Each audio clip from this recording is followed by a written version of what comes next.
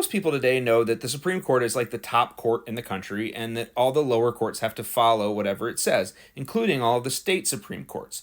But that was not always the case, or at least it hadn't been tested right at the beginning. Today, we are going to look at Martin v. Hunter's Lessee, an 1816 case where the Supreme Court first said, hey, wait a minute, we are in charge of all of you. We are the Supreme Court of everybody. And it is a really, really important case that I don't think is talked about enough, so I'm going to teach it to you. I'm Brian, I teach civics and law, and this is really important stuff that I think you all need to learn, we all need to learn, so please share this, comment on it, interact with it, read, repost, everything so it'll get out there and people will see it. Okay, Martin versus Hunter's Lessee. Here's the story. Martin was a British guy who had owned property in Virginia before the Revolutionary War. And then during the Revolution, Virginia seized all the property that was owned by Brits and gave it away to Americans. And Hunter was one of those people. So Hunter now owned the land that Martin used to own. Well, Martin wanted it back.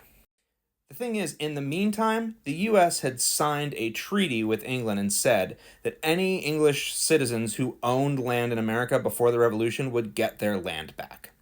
And so Martin came back and said, hey, I want my land back. And he sued, and the Supreme Court said, yeah, you should get your land back. And the Virginia Supreme Court said, no, he's not getting his land back. And the U.S. Supreme Court said, yeah, he is.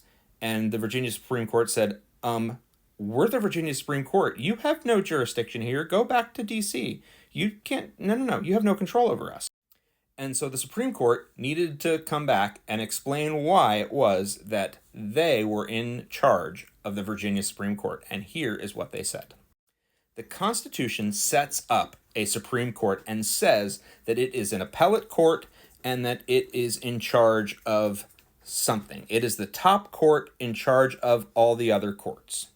What the Constitution doesn't do is set up any other courts.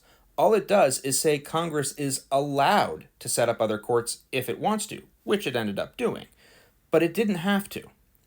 And so in this decision, the Supreme Court says, hey, the Constitution says we're in charge of all the other courts, and the only courts they knew existed when they wrote that were us and you. So that means we are in charge of you, because there's no other logical explanation for them having written that.